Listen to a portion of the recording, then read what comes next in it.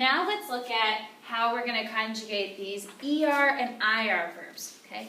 Now, one of my favorite things about ER and IR verbs is that usually in the present tense we had our ER verb endings and we had our IR verb endings. Here, we bring them together. So, you only have to memorize one set of endings for both ER and IR verbs, okay? So, if you guys look up here, it says, let's try and read these sentences and see where there are some, see if we can find the endings that we need to have for the different subjects. So, number one, it says, ayer yo corrí en el parque por una hora.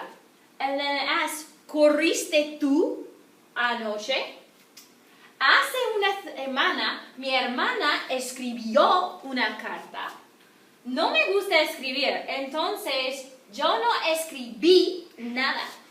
And then the last part, it says, anoche nosotros comimos y bebimos mucho en la fiesta. And then it says, mis hermanos no bebieron ni comieron nada. Okay? So, by looking at some of the subjects, we could probably figure out what some of our new endings are going to be with these ER and IR verbs. So let me scroll so you guys can see the big table.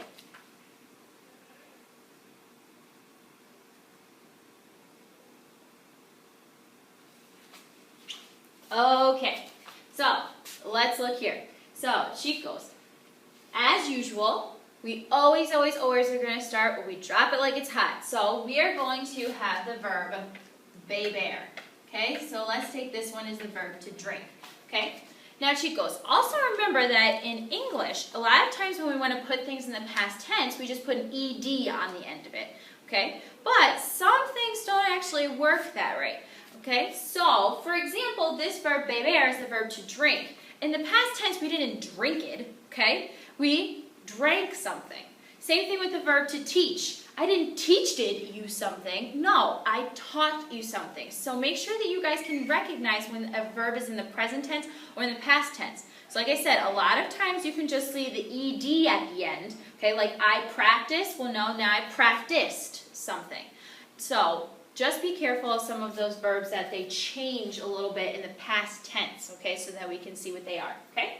So, beber in the past tense, we're going to be using this as to drink. So, it's drank. So, the yo form, okay, as usual, we drop it like it's hot, okay, and we have babe, okay?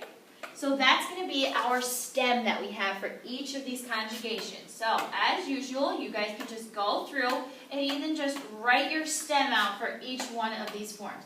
Now, I'm actually not requiring you for the past tense to know how to conjugate in the vosotros form. Just the present tense, I think, is probably the most, pertinent information for us to know.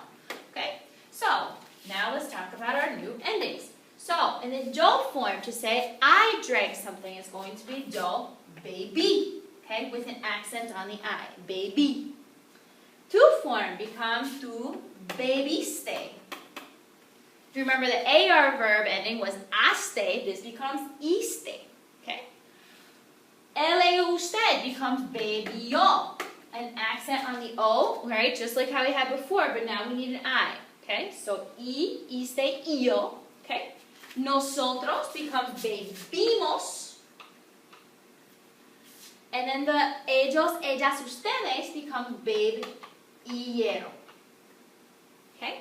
So, repeat after me, the yo form, okay? Baby, bebiste, bebió, bebimos, and bebieron.